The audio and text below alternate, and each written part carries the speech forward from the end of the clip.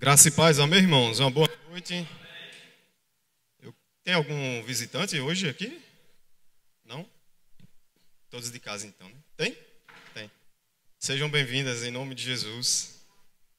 Eu gostaria que você pudesse abrir sua Bíblia no livro de Apocalipse, capítulo 2.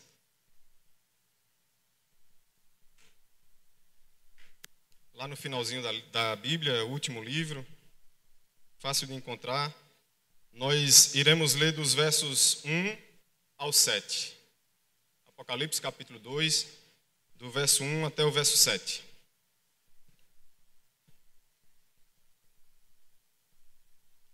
Eu confesso aos irmãos que esse sermão ele me impactou muito quando eu estava fazendo ele. Deus falou muito ao meu coração e minha oração é que aquilo que ele falou comigo, ele possa falar com você também, em nome de Jesus. Todos encontraram? Amém? Vamos ler Apocalipse do capítulo 2, verso 1 até o verso 7. A minha versão, ela diz assim: Ao anjo da igreja em Éfeso, escreva: Estas são as palavras daquele que tem as 7 estrelas em sua mão direita e anda entre os 7 candelabros de ouro. Conheço as suas obras, o seu trabalho árduo, a sua perseverança. Sei que você não pode tolerar homens maus e que pôs à prova os que dizem ser apóstolos, mas não são, e descobriu que eles eram impostores. Vocês têm perseverado e suportado os sofrimentos por causa do meu nome, e não têm desfalecido. Contra você, porém, tenho dito isto: você abandonou o seu primeiro amor. Lembre-se de onde caiu, arrependa-se e pratique as obras que praticava no princípio. Se não se arrepender, virei a você e tirarei o seu candelabro do lugar dele. Mas há uma coisa a seu favor: você odeia as práticas dos nicolaítas, como eu também as odeio. Aquele que tem ouvidos para ouvir, ouça o que o Espírito diz às igrejas. Ao vencedor darei o direito de comer da árvore da vida que está no paraíso. Amém? Curve sua cabeça em nome de Jesus. Deus, obrigado por este momento, ó Deus, que temos de compartilhar da Tua palavra. Peço a Tua inspiração, Deus, e que o Senhor possa falar aos corações de cada um nessa noite e que o Senhor nos ajude a colocar em prática aquilo que o Senhor quer falar conosco em nome de Jesus. Amados, nesta noite eu proponho falar sobre o tema o amor além das aparências. Esse sermão ele foi baseado no livro de Hernandes Dias Lopes, que trata sobre Apocalipse, com também alguns comentários de Augusto Nicodemos. E é interessante nós primeiro identificarmos algumas informações para que a gente possa se contextualizar, e dentro desse contexto nós podemos ver que Apocalipse, ele na verdade é uma revelação onde o próprio Jesus, ele aparece para João em visão e diz para ele: olha, você vai escrever a minha mensagem aos 7 pastores das 7 igrejas da Ásia Menor. E assim, João ele escreve no momento em que ele estava na ilha de Patmos, e ele foi preso nessa ilha. Na verdade era uma ilha onde se colocava lá pessoas que estavam presas por algum motivo, e ele estava preso exatamente por pregar o evangelho. O imperador romano da época prende João, porque Roma tinha a sua religião como uma religião estatal e nada poderia se voltar contra a adoração ao imperador. E João, ele pregando a respeito do evangelho, ele é preso e levado à ilha de Patmos. E nessa ilha é onde Jesus ele começa a falar para João e ele começa a escrever o livro de Apocalipse. Então Jesus ele transmite todo o conteúdo, você pode ver isso no capítulo 1, tudo isso que eu acabei de falar. E Jesus ele transmite o conteúdo para João escrever e destinar essas 7 igrejas. Algumas dessas igrejas já haviam perdido o seu primeiro amor. Interessante é que elas continuavam mantendo suas programações, elas continuavam mantendo toda a sua prática religiosa. Mas havia uma coisa, ela havia perdido o seu primeiro amor. Também precisamos falar do propósito desse livro, que não é para trazer nenhum tipo de medo, mas é justamente para trazer ensinamento e conforto às 7 igrejas que Jesus estava destinando essa mensagem. E lembre-se que aquela época que João escreveu essa carta, especificamente da que lemos para a igreja de Éfeso, a igreja está enfrentando perseguição do Império Romano, inclusive a própria morte. Várias pessoas morreram naquela época porque simplesmente estavam pregando o Evangelho. Porém, nós precisamos também trazer informações a respeito da igreja de Éfeso. E você pode ver lá no capítulo 19 de Atos que quem fundou ela foi exatamente o apóstolo Paulo. Paulo, ele direcionado pelo Espírito Santo, ele vai à cidade de Éfeso, que era uma cidade totalmente dominada pela idolatria, por feitiçarias, por sexualidade, pelo pecado enraizado naquela cidade. Paulo, ele começa a pregar naquela cidade e o evangelho alcança de uma maneira tal que os bruxos, as feiticeiras e centenas de pessoas se convertem pela mensagem que Paulo tinha pregado naquela cidade. Alguns anos depois, durante a prisão de Paulo, ele escreve a carta de Éfeso. E justamente ele escreve essa carta louvando a Deus pelo amor que existia nessa igreja de Éfeso. Efésios capítulo 1, verso 15 e 16, ele vai dizer o seguinte: por essa razão, desde que ouvi falar da fé que vocês têm no Senhor Jesus e do amor que demonstram uns para com os outros ou para com todos os santos, não deixo de dar graça por vocês, mencionando o nome de vocês em minhas orações. Ou seja, Paulo estava louvando a Deus pelo amor que existia na igreja de Éfeso, pelo amor que havia dentro da igreja destinado entre os irmãos. Paulo, ele faz essa menção destacando que a igreja de Éfeso era uma igreja que tinha aquele ardor pelo evangelho e não somente ficava na teoria, mas sobretudo ela vivia na prática aquilo que Jesus colocou como um dos 2 mandamentos que é mais importante: amar o próximo como a si mesmo. Só que nós podemos ver na história da igreja de Éfeso que após 40 anos, depois de 40 anos da sua fundação, muita coisa muda nessa igreja. As gerações que começam a surgir, as novas gerações que começam a surgir nessa igreja de Éfeso, ela não leva à prática o que os seus pais faziam, sobretudo amar o próximo. E esse amor, ele começa a se esfriar, não tendo mais amor entre os irmãos. Ou seja, aquela essência que Paulo escreveu louvando a Deus pela vida da igreja de Éfeso, já não existia mais. Dentro desse contexto, Jesus, ele envia uma carta a essa igreja, mostrando que ela permanecia fiel à doutrina do evangelho, mas havia esfriado o amor. Queridos, 40 anos é suficiente para que aquele fervor, aquele mover do Espírito Santo, ele se esfrie. E eu não poderia deixar passar esse momento e perguntar a você como que anda o fervor do Espírito Santo na sua vida. Será que aquele momento em que o Espírito Santo clareou a sua vida, a sua mente e fez você entender que você precisaria de um Salvador para a sua vida, aquele fervor que você entendeu e levantou sua mão e aceitou a Jesus como o Senhor e Salvador da sua vida, será que esse fervor ele permanece fervendo em seu coração?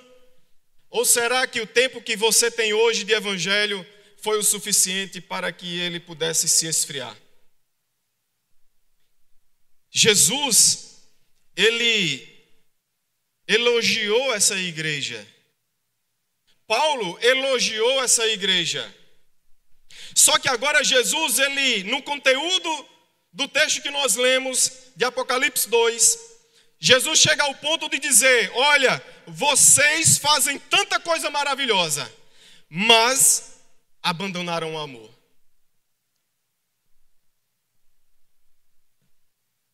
Jesus, ele deixa claro que não é o que eu faço para ele que me faz ser aprovado por ele, mas é a maneira que eu amo ao meu próximo. É a maneira que eu trato a minha vida devota para com Deus que ele muito mais se importa. Antes de esfriar as rotinas da igreja, queridos, a primeira coisa que já não havia mais na igreja de Éfeso era o amor. Aquela igreja de Éfeso, ela estava testando os apóstolos, ou aqueles que diziam ser apóstolos. Ela estava firmada na doutrina sã, mas tudo isso estava sendo religiosidade, porque ela não estava preocupada com a essência do amor, aquele amor que Paulo escreveu a primeira carta de Coríntios, capítulo 13, que ele disse: olha, ainda que você fale a língua dos anjos e dos homens, se não tiver amor, nada disso importa. Você pode pegar seus bens, seu carro, sua casa, seu apartamento, seu salário do mês, dar aos pobres, mas se você não fizer isso com amor, de nada vale. E ele continua, e eles se preocupavam com o que precisava ser feito para agradar a sua própria religiosidade. Eles se preocupavam em serem firmes na teologia que se tinha que pregar naquela igreja, mas não estavam preocupados em agradar a Deus. Diante disso, eu queria trazer para vocês algumas verdades bíblicas para essa noite. A primeira delas é que, dentro do texto que nós lemos, capítulo 2 de Apocalipse, é que Jesus se apresenta à sua igreja para dar segurança a ela. O verso 1, acompanhe comigo, ele diz: ao anjo da igreja de Éfeso, escreva: estas são as palavras daquele que tem as 7 estrelas em sua mão direita e anda entre os 7 candelabros. Ou seja, Jesus está se mostrando que é ele que dá segurança à igreja. As estrelas que nós lemos aqui, elas são os pastores das 7 igrejas que João iria escrever as 7 cartas. Os 7 candelabros é exatamente as 7 igrejas. E Jesus se apresenta como aquele que está presente em ação no meio da sua igreja. Amados, não é a minha capacidade, a tua capacidade que vai fazer a igreja de Deus andar, a igreja de Deus avançar, mas é o próprio Jesus que tem ela em suas mãos.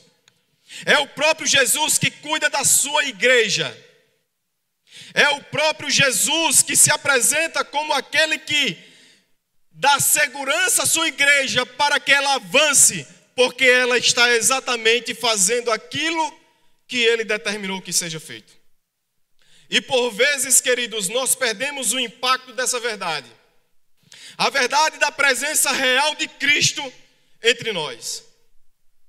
Muitas vezes nós não temos a veracidade de que Jesus está em nosso meio. Muitas vezes nós nos reunimos, nós fazemos cultos, mas nós não temos a certeza de que Jesus está em nosso meio. Perdemos o impacto da presença de Cristo nos louvores, nas reuniões, nos nossos encontros. Perdemos o senso da glória presente de Cristo entre nós. Mas tenha ou renove a certeza de que Jesus está no meio da sua igreja dando segurança a ela. E as portas do inferno jamais prevalecerão contra ela. Jesus não está somente presente, Ele também está segurando a sua igreja em suas mãos poderosas. O verbo no grego que é trazido aqui por João, quer dizer segurar com firmeza. Não é esse microfone que eu estou segurando em partes, mas é como uma moeda que você bota na mão e você fecha a sua mão e ela está em totalidade na sua mão. A mesma forma é Jesus. É o verbo que João está trazendo aqui. Jesus está com sua igreja na sua mão direita, segurando ela, e nada tirará do controle das mãos de Jesus, porque é Ele que cuida da sua igreja. Jesus está também sondando a sua igreja. Ele nos conhece e sonda os nossos corações. Ele anda no meio da igreja, conforme o verso que nós lemos. Ele está andando no meio da sua igreja. E quando Ele anda sondando os nossos corações, as nossas intenções, Ele repreende e também chama ao arrependimento. Só que também Ele lhe encoraja. Ele lhe encoraja para que você continue vivendo um evangelho puro, genuíno e verdadeiro. Ele repreende porque Ele repreende a quem Ele ama. Ele não repreende porque Ele é um pai maldoso, mas Ele ama a mim e a você. E Ele também chama ao arrependimento. Outrora, Ele nos chamou ao arrependimento para nos dar a salvação eterna. Só que perceba, esse contexto aqui é para uma igreja. Não é para descendentes. E Ele está chamando a sua igreja, Ele está encorajando a sua igreja, Ele está repreendendo a sua igreja, e Ele está chamando a sua igreja ao arrependimento. Segunda verdade que eu posso trazer nessa noite é que Jesus elogia a sua noiva pelas suas virtudes. Verso 2 e verso 3, eles dizem assim: conheço as suas obras, o seu trabalho árduo e a sua perseverança. Sei que você não pode tolerar homens maus, que pôs à prova os que dizem ser apóstolos, mas não são, e descobriu que eles eram impostores. Vocês têm perseverado e suportado os sofrimentos por causa do meu nome, e não têm desfalecido. A igreja de Éfeso, amados, ela tinha uma doutrina boa. Ela colocava à prova os seus líderes. Aquelas pessoas que se diziam apóstolos e chegavam naquela igreja, ela colocava à prova as suas pregações, o seu conhecimento teológico, para saber se ia de encontro àquilo que Jesus tinha ensinado aos seus discípulos, e que os seus pastores, como Paulo primeiro pregando, iniciando aquela igreja, Timóteo, que também foi pastor dessa igreja, e por último João. As pessoas que chegavam lá, a igreja colocava à prova para saber se a doutrina que aquelas pessoas chegavam trazendo era uma boa doutrina. A igreja conhecia teologia. A igreja não era levada por ventos que não sabia o que de fato vinha da parte de Deus como mensagem. E Jesus elogiava como um dos pontos porque ela escancarava quem eram os falsos apóstolos. Aquelas pessoas que se diziam apóstolos, mas ensinavam coisas erradas. E ela estava sendo perseguida, mas não deixou se esmorecer. Lembre-se, estamos diante de uma perseguição do Império Romano. E a igreja, ela permanece fiel ao Senhor, fiel à doutrina que tinha sido pregada e ensinada naquela igreja. E ela permanece fiel àquilo que tinha sido ensinado. Eu queria trazer um contraste sobre as igrejas que nós temos hoje em dia. E nós podemos ver que as pessoas hoje em dia, elas buscam experiência, mas elas não buscam a verdade vindo da parte de Deus. Elas são esotéricas. Elas acreditam na experiência que alguém tem, mas não acreditam na sã doutrina que está escrita nas Sagradas Escrituras. Elas não querem pensar e elas só querem sentir. Elas não querem uma doutrina, mas querem ser levadas por novidade. E a novidade que estiver fora das santas sagradas escrituras seja considerada anátema, como Paulo disse em Gálatas. Essas pessoas das igrejas de hoje, elas querem revelações, sonhos e visões, mas elas não querem estudar a palavra de Deus. Como isso aqui é triste e terrível. Pessoas que não querem estudar, serem conhecedoras da palavra de Deus, mas são motivadas por revelações de pessoas que você nem conhece, que não sabe o caráter dessa pessoa. Mas isso motiva as pessoas a buscarem outros em busca de revelações, em busca de visões. Amados, alguém já disse que se você quiser escutar a Deus, leia a Bíblia. E se você quiser ouvir a voz de Deus em tonalidade alta, é só você ler de voz alta. Porque a Bíblia, ela contém a voz de Deus e a vontade de Deus para o seu povo. Essas pessoas, elas gostam de testemunhos eletrizantes, testemunhos de impactos, mas não querem o evangelho da cruz. Não querem o evangelho de renúncia. Um evangelho que impacta o nível de cristianismo que eu e você temos levado. Elas buscam um evangelho de milagres, um evangelho de resolução, de solução, que traga um baixa para o seu sofrimento.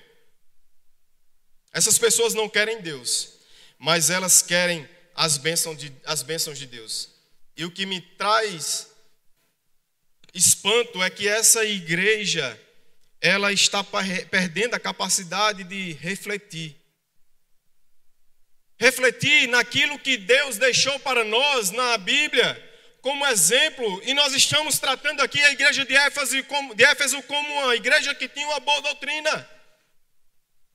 Por que a gente não pode copiar essa igreja de Éfeso e colocar em e parar com essa criancice de buscar revelações, buscar visões, buscar sonhos, buscar pessoas que possam trazer uma solução para a nossa vida? Você está perdendo o seu tempo se você está fazendo isso. Busque as santas sagradas escrituras, busque ser devocional, busque um relacionamento estreito com Deus, que Ele dará para você a resposta que você irá precisar. Nós ficamos muito felizes essa semana, porque o nosso pastor Alencar nos informou que os exames agora começam a dar tudo bom. E os médicos dizem que não tem explicação para essa mudança. Será que você não sabe que explicação é essa, queridos? Nós, como igreja que Ele pastoreia, nós estamos aqui todos os domingos nos consagrando em prol dessa causa. Nossa igreja fez um relógio de oração e cada um aqui está num horário determinado orando pelo seu servo. Tantas outras igrejas estão orando por esta causa também. Os médicos não sabem por quê. Eu sei por quê. Você sabe? Porque nós precisamos buscar visões e revelações através de outras pessoas, quando a grande revelação está contida nas Sagradas Escrituras. Nós vemos essa nova geração de crentes analfabetos, biblicamente falando, crentes ingênuos espiritualmente, que engole todo tipo de heresia e é oferecida essas heresias em nome de Jesus. Pessoas que vendem feijão, trazendo solução para a tua vida. Uma vassoura santa que, se você varrer a sua casa, vai tirar todo o mal da sua casa. E tem pessoas que gastam seu tempo e seu dinheiro acreditando numa baboseira dessa. Pessoas que estão buscando soluções fora da palavra de Deus. E o que me traz como uma perplexidade é que nós vemos esses tipos de crentes que têm um tempo de evangelho, que deveriam ser inclusive mestres da palavra, podendo ensinar as pessoas, e quando perguntam a você quem é Jesus, você não sabe falar. Crentes que são levados por qualquer vento de doutrina, que não tem conhecimento bíblico nenhum, que muitas vezes passam vergonha quando um TJ chega na sua casa e você engole tudo que é falado, porque você não sabe o que a Bíblia fala a respeito da pessoa de Jesus, de Deus e do Espírito Santo. A igreja, amados, ela deve ser alicerçada na palavra de Deus, ela deve ser madura, conhecida pelo evangelho que ela vive. Ela não tem que ser conhecida por eventos ou qualquer outro tipo de coisa. Ela tem que ser conhecida pelo evangelho que ela vive. O que vai impactar as pessoas é aquilo que você prega. É por aquilo que você vive e não por aquilo que você proporciona como atração. Alguém já disse que os jovens de hoje, eles não precisam de festas e eventos para firmá-los na igreja do Senhor. Eles precisam de palavra. Porque quando eles vão para a universidade, eles não vão aprender outra coisa se não for física quântica, se não for história geral, se não for matemática, e assim se constitui alguém que tem conhecimento na vida. Por que os nossos cristãos, de uma forma geral, de qualquer idade, eles não devem ter o conhecimento da santa palavra do Senhor? Por que nós temos a ideia de que conhecer a palavra mata a minha vida espiritual? Amados, deixemos dessa criancice, deixemos disso e vivamos como a igreja de Éfeso estava aqui, firmada numa sã doutrina. Uma terceira verdade que eu quero trazer é que Jesus, após elogiar essa igreja que tinha uma boa doutrina, ele repreende a sua noiva pelo esfriamento do amor. O verso 4 diz assim: contra você, porém, tenho isto: você abandonou o seu primeiro amor. Jesus, ele vem elogiando a sua igreja por tudo aquilo que ela estava fazendo, pela doutrina que ela tinha, pela maneira que ela se comportava diante das perseguições. E a gente pode perguntar: por que, meu Deus, a igreja que vivia aparentemente para o teu evangelho, para que o teu nome fosse glorificado, como é que uma igreja agora perde o amor? Por que o Senhor agora repreende essa igreja que fazia tudo para o Senhor? Amados, nós abandonamos o primeiro amor, ou o amor primeiro, quando substituímos o amor de Jesus pela moralidade e pelo trabalho da igreja. Quando nós colocamos as outras coisas na frente do nosso relacionamento com Deus, e o amor que nós destinamos a Deus, está uma evidência de que nós perdemos o primeiro amor nas nossas vidas. Se as suas atitudes são feitas com amor e não por religiosidade, você está no caminho certo, porque é para Deus que você está fazendo. Só que quando isso é invertido, quando primeiro você perde o amor pela vida que você tem, que foi dada por Deus, e agora você, de maneira religiosa, começa a colocar os seus trabalhos ou os trabalhos de Deus em primeiro lugar, você esfriou o amor que o Espírito Santo uma vez clareou na sua mente. As coisas se inverteram dentro desse contexto que Jesus está falando. Antes de praticar o amor, a igreja de Éfeso estava preocupada na rotina que ela tinha. E uma dessas rotinas era contestar quem estava pregando naquela igreja. Era contestar o nível de teologia de outras pessoas que estavam chegando e se dizendo apóstolos. E perceba, é a coisa certa. As pessoas que estavam chegando lá se dizendo novos apóstolos, a igreja estava combatendo para saber se a mensagem que ele estava trazendo era a mensagem real do evangelho. E isso era certo. Só que ela estava muito mais preocupada nisso do que viver o amor que Jesus tinha dado àquela igreja. A luta pela moralidade e o intenso trabalho na igreja e a grande perseguição que ela estava sofrendo naquela época fizeram com que a igreja de Éfeso ela se esfriasse, chegasse a uma aridez espiritual onde não se tinha mais o amor entre os irmãos. Existia apenas o cuidado pelas atividades da igreja de Deus. A noiva de Cristo abandonou seu primeiro amor, conforme nós lemos o verso 4. Jesus disse: tem uma coisa contra você. Você abandonou seu primeiro amor. O amor, queridos, é a marca do discípulo. Jesus disse que nós deveríamos amar uns aos outros. Jesus disse que quando alguém for depositar sua oferta e lembrar que alguém tem algo contra si, você primeiro vá se reconciliar com seu irmão para depois ofertar. Deus, ele deu o que ele tinha de melhor como forma de amor para reconciliar consigo o mundo.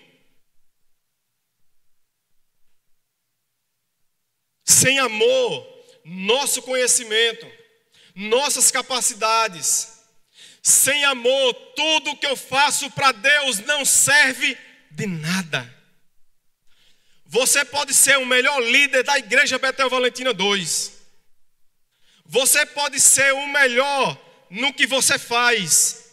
Você pode ser o melhor pregador, você pode ser o melhor cantor, o melhor nas mídias, o melhor líder do seu departamento, de qualquer departamento. Mas se você não fizer isso com amor, você está perdendo seu tempo. Porque Deus não está recebendo o seu serviço. O serviço que nós temos que destinar para Deus é com amor, só que o serviço que nós destinamos a Deus é consequência da nossa vida espiritual. Porque primeiro nós temos que cuidar da nossa vida espiritual para depois cuidar do trabalho que temos dentro da igreja de Deus. Se nós não fizermos isso, seremos como qualquer um que chega aqui e pinta essa igreja. Algumas igrejas, elas têm contratado pessoas que sabem tocar, não necessariamente cristãos, mas já se chegou a esse momento em que a igreja não tem tocadores, então eles vão lá, contratam pessoas, tocadores mundanos e vêm tocar aqui. Toca, vão embora, não tem nenhum impacto, não traz nada, não traz nenhum amor, porque eles não vivem a essência do evangelho, que é o amor que nós temos que ter uns pelos outros. E quando nós fazemos isso, nós estamos nos igualando a eles também. Meros religiosos que um dia nós levantamos a nossa mão ao Senhor, dizemos que nos convertemos, mas nós estamos tão frios espiritualmente que não temos mais amor, e tudo aquilo que nós destinamos a Deus como serviço, nada é recebido por Deus, porque nós fazemos para nos mostrar ou para mostrar nossas capacidades. Então, seus conhecimentos, seus dons, nossa própria moralidade não tem nenhum valor se tudo isso não for feito por amor. Jesus está muito mais interessado em nós do que em nosso trabalho. Jesus ele não está preocupado se você é o melhor líder dos homens, das mulheres, das crianças, dos jovens. Se você faz parte do conselho da igreja, se você faz parte de algum cargo de liderança da igreja, ele não está preocupado nisso. O trabalho de Deus não pode tomar o lugar de Deus na sua vida.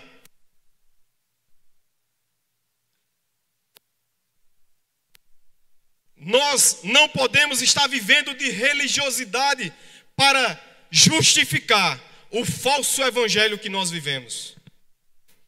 Um evangelho baseado em eventos, onde a gente se preocupa muito mais naquilo que a gente vai promover para as pessoas, do que propriamente preocupado com aquelas vidas que precisam ser alcançadas através de mim.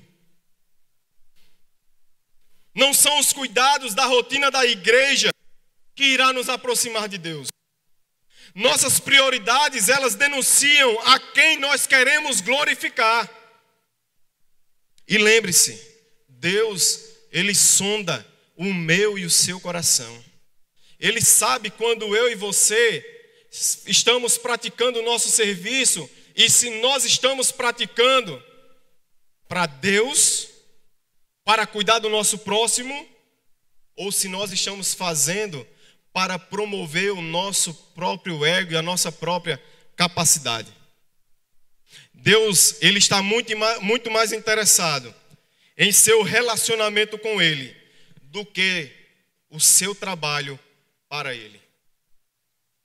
Abandonamos o nosso primeiro amor quando o nosso amor por Jesus é substituído pelo zelo religioso. Quantos de nós, amados, temos colocado o nosso serviço na igreja, dizendo que eu estou servindo a Deus por aquilo que eu estou fazendo na igreja, mas quando na verdade eu não estou tendo o cuidado de dizer, eu estou fazendo porque primeiro eu tenho um relacionamento com Deus que me constrange a tal ponto que Deus me faz agora cuidar das pessoas que são fracas na fé, de pessoas que precisam ser cuidadas. Porque, amados, isso não é um trabalho do pastor. Jesus disse a todo discípulo, fazei discípulos. E é uma tarefa minha e sua, não é do pastor apenas. O pastor é um líder que cuida de uma comunidade. Traga a sua memória, nesse tempo de evangelho que você tem, quantas pessoas você tentou fazer discípulos?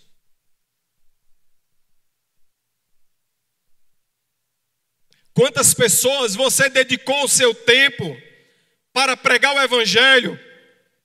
Quantas pessoas você renunciou a si mesmo para cuidar dele?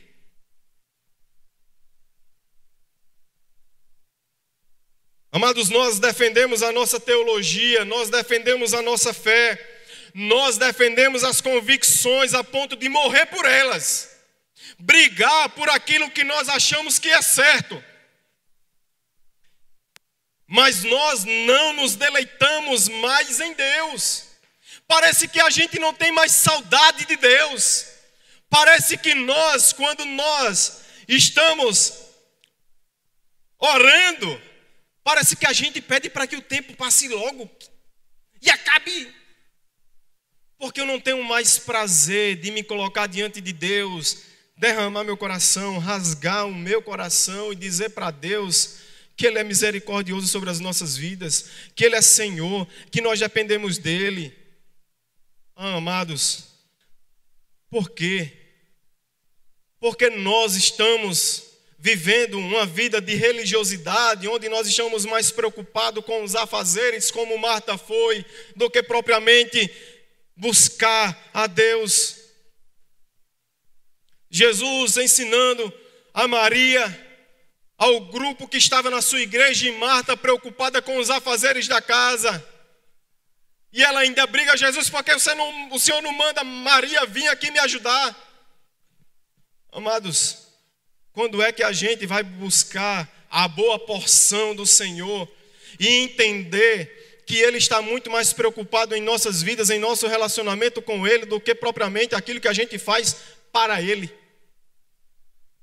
Ele não está preocupado se você é o melhor naquilo que você faz aqui dentro da igreja, ainda que seja importante. Lembre-se que a igreja de Éfeso, ela tinha uma boa doutrina, ela colocava à prova as pessoas, isso era bom e Jesus elogiava. E se você faz isso, perfeito, ótimo, continue se esmerando, mas não é isso que te aproxima de Deus. Não nos afeiçoamos mais a Jesus. A quarta verdade, queridos, que eu queria trazer nessa noite é que Jesus oferece à sua noiva uma chance de um novo recomeço. Jesus, ele elogia a igreja. Jesus agora diz que ele tem algo contra a igreja, mas nesse momento agora ele dá uma nova chance para a sua igreja recomeçar. Versos 5 e 7. Diz assim: lembre-se de onde caiu, arrependa-se e pratique as obras que praticava no princípio. Se você não se arrepender, virei a você e tirarei seu candelabro do lugar dele. Mas há uma coisa a seu favor: você odeia as práticas dos nicolaítas, como também eu as odeio. Aquele que tem ouvidos, ouça o que o Espírito diz às igrejas. Ao vencedor darei o direito de comer da árvore da vida que está no paraíso. Jesus, ele vem dar uma oportunidade à igreja de Éfeso para que ela se reconcilie, para que ela se restabeleça. E ele diz, primeiramente: lembra-te, pois, de onde caíste. O passado, amados, precisa novamente tornar-se um presente vivo para nos levar ao arrependimento. Por que eu digo isso? Porque Jesus está falando: lembra-te de onde você caiu. Seja honesto consigo mesmo. Se você está dentro desse contexto que eu falei, que Jesus disse que se ele tem algo contra você, traga a sua memória, seja primeiro honesto consigo mesmo. Você caiu? Você está vivendo uma vida de religiosidade? Se sim, traga a sua memória em que momento da sua vida, da sua caminhada cristã, você caiu. Porque é esse momento em que ele trará ao arrependimento. Não basta, porém, saber aonde nós caímos. É preciso se arrepender. Nós não temos apenas que nos lembrar aonde foi o ponto que nós caímos, que nós nos esfriamos. É preciso que haja arrependimento. Precisamos perguntar para onde devemos retornar.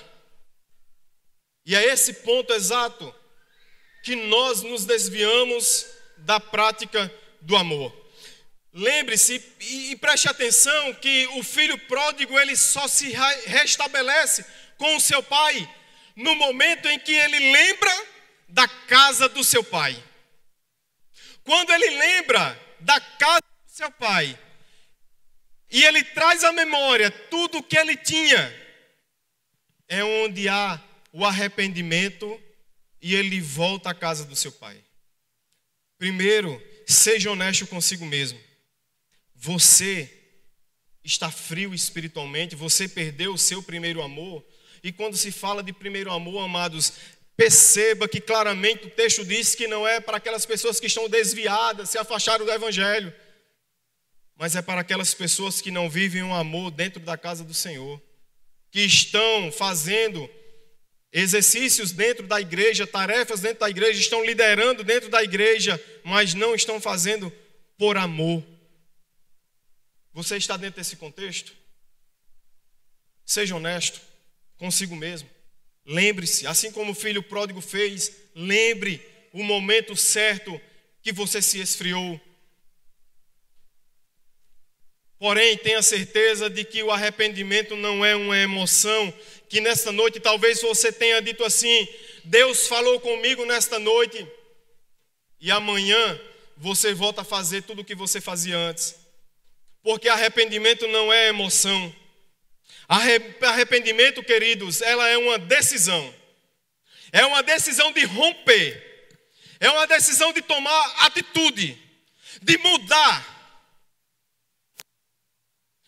a sua direção. Isso é arrependimento. Arrependimento não é quando há lágrimas, quando há choro, quando você se arrepia. Isso não é arrependimento. Arrepender-se, queridos, é quando você muda de atitude. É quando o velho homem deixa de existir e agora o novo homem começa a ser conduzido pelo Espírito Santo.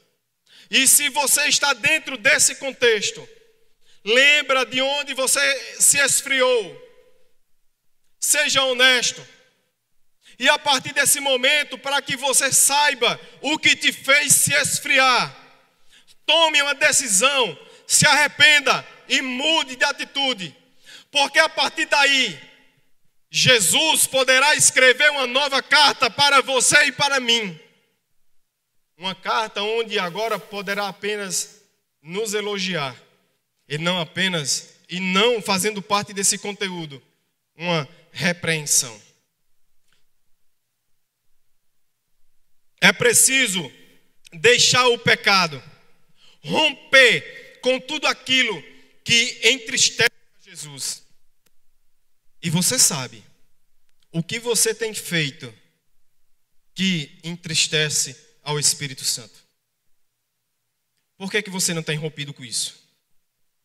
Por que você não tem tomado uma atitude de arrependimento e mudado sua decisão e rompido com isso? O Espírito Santo mora em você.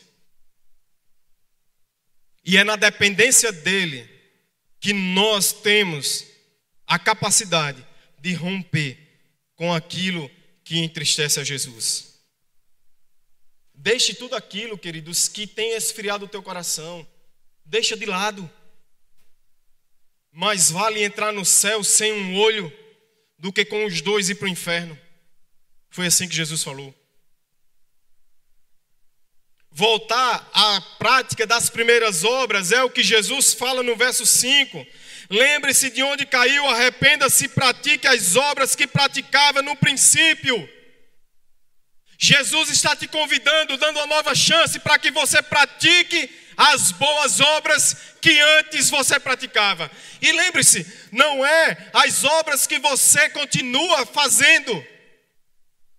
Porque talvez as pessoas que estão dentro desse contexto que eu estou falando agora, da religiosidade, essas pessoas continuam fazendo as obras, só que sem amor. E Jesus convida essas pessoas a se arrepender, tomar uma decisão de mudança e agora voltar à prática das primeiras obras. As práticas aquelas que tinha o primeiro amor que Jesus ensinou à sua igreja. É tempo de você voltar para Jesus. Seja você que está afastado dele, você que está frio, é tempo de você voltar para Jesus. Você que deixou de orar, você que deixou de ler as santas sagradas escrituras, você que não tem mais o prazer em se deleitar nos afazeres de Cristo como devocionais, é tempo de voltar para Jesus. É tempo de ser guiado pelo Espírito Santo. Faz quanto tempo que você não tira um momento para que você possa refletir da Bíblia, orar, falar, deixar Jesus falar o seu coração, deixar as lágrimas derramarem o seu rosto? Faz quanto tempo que isso não existe mais na sua vida? É tempo de você tomar uma atitude, tomar uma decisão, se arrepender e voltar àquilo que Jesus deixou para a sua igreja, que é viver o amor. Amados, caminhando para a conclusão, eu gostaria de fazer 2 perguntas bem práticas para a nossa vida. Jesus, ele escreve 7 cartas. Capítulo 1 é muito bom, eu recomendo você ler. Depois você lê o capítulo 2 em casa. Jesus, ele, em visão, ele fala para João: João, escreva as 7 cartas que eu vou te dizer, para as 7 igrejas. E João começa a ouvir a Jesus e começa a escrever o conteúdo. E a igreja de Éfeso, nós já vimos qual foi o conteúdo dessa carta. Jesus elogiou, Jesus repreendeu, Jesus deu o convite, convidou a igreja para se arrepender e deu uma nova chance de recomeço. E agora eu quero fazer 2 perguntas. Se Jesus enviasse uma carta para a igreja Betel Valentina 2, qual seria o conteúdo dessa carta? O conteúdo sobre a maneira que nós, igreja Valentina 2, vivemos. O tipo de evangelho que nós vivemos. Mencionando sobre a liberdade que nós temos em dar o perdão. Ou não liberar perdão. Se Jesus escrevesse uma carta para nós, Betel Valentina 2, falando sobre o perdão que existe na nossa igreja, ele estaria elogiando, porque nós perdoamos uns aos outros quando nossos irmãos pisam em nossos pés, quando nossos irmãos fofocam contra nós. Ou será que Jesus iria condenar a falta da liberação de perdão que existe na nossa igreja? Se ele fosse falar, nos mostrando o compromisso que nós temos com o evangelho, qual seria o conteúdo dessa carta? Seria elogiando o evangelho que nós vivemos enquanto igreja Valentina 2? Ou seria condenando o tipo de evangelho que eu e você vivemos? Amados, mostrando se estamos mais preocupados em falar do evangelho para aquelas pessoas que estão precisando ouvir o evangelho, ou se nós nos preocupamos mais nos eventos e programações que a igreja Betel Valentina 2 oferece. Será que nós estamos mais preocupados com o culto dos jovens, culto das crianças, culto dos homens, das mulheres, com as reuniões e decisões que o conselho tem que tomar, que a liderança tem que tomar? Ou será que ele iria elogiar o compromisso que nós temos em pregar o evangelho aos perdidos que tanto tem ao nosso redor da nossa igreja aqui? Que a igreja tem unidade e comunhão, ou que ela tem grupos e divisões? Será que nesse conteúdo da igreja Jesus iria dizer para nós: olha, vocês são a igreja orgânica, uma igreja que tem unidade, uma igreja que ama uns aos outros, uma igreja que chora com os que choram, se alegra com os que se alegram? Ou ele iria dizer que essa igreja ela é cheia de grupos e divisões, cheias de panelas?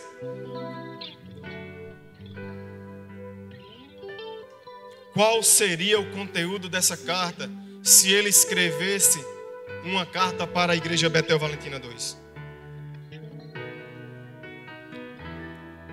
A outra pergunta que eu quero trazer para você nessa noite, e lembro, tudo que eu estou falando para você, Deus moeu o meu coração primeiro. E eu não estou falando isso aqui como carapuça para ninguém. Eu estou falando porque Deus falou primeiro comigo. Ele me confrontou. A segunda é que se Jesus enviasse uma carta para você enquanto indivíduo, enquanto cristão, qual seria o conteúdo dessa carta? Se ele escrevesse uma carta para Jonas, o que ele iria falar sobre a vida que Jonas tem vivido dentro do evangelho? Que ama mais a Deus ou deixou de adorá-lo? Se ele escrevesse uma carta para você, ele iria elogiar porque você tem amado ele sobre todas as coisas ou que você deixou de adorá-lo?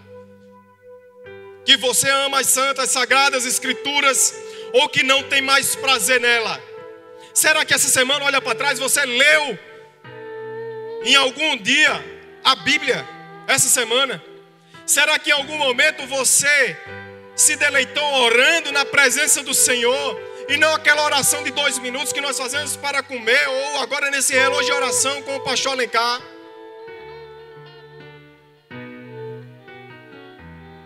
Que você prioriza a oração em momentos com Deus ou que você não tem prazer em destinar um tempo para Deus? Que você está muito mais preocupado em mostrar suas capacidades ou que você serve com todo o seu amor? Que você tem usado a sua capacidade em prol do reino com amor para que outras pessoas sejam alcançadas através do Evangelho? Ou que simplesmente você quer mostrar para as pessoas que você é capaz de fazer e você é bom no que você faz? Que você entende que a igreja é conduzida por Deus ou que você quer tirar a centralidade de Deus e o poder de Deus da sua igreja? Amados, o verso 1, ele diz assim: ao anjo da igreja em Éfeso escreva estas coisas. Estas são as palavras daquele que tem as 7 estrelas em sua mão direita e anda entre os candelabros de ouro. Jesus tem o controle da igreja na sua mão direita. E Ele passeia no meio da sua igreja, sondando as intenções dos nossos corações. Não é o que eu e você temos feito que irá conduzir a nossa igreja, mas é o Espírito Santo de Deus que tem conduzido a nossa igreja. E Jesus tem cuidado da sua igreja. Ele tem sondado o que você tem feito para Ele. Se você tem feito com amor, com dedicação, usando aquilo que o Senhor te deu como dom, como talento, como capacidade em prol de alcançar outras pessoas. Amados, continue dessa maneira que Deus vai te usar para alcançar muitos e muitas outras pessoas. Agora, se você usa a sua capacidade para demonstrar quem você é, o que você pode, você está no lugar errado. E eu te convido nesta noite para que você volte ao primeiro amor. Eu te convido nesta noite para que você lembre de onde você caiu, de onde você se esfriou. Se te falta liberar perdão, peça perdão, libere perdão, reconheça o erro. Amados, eu não sei qual é o trabalhar de Deus que Ele tem para você nessa noite. O que eu sei é que Ele te chama para viver o primeiro amor. Eu queria que você pudesse se colocar de pé em nome de Jesus.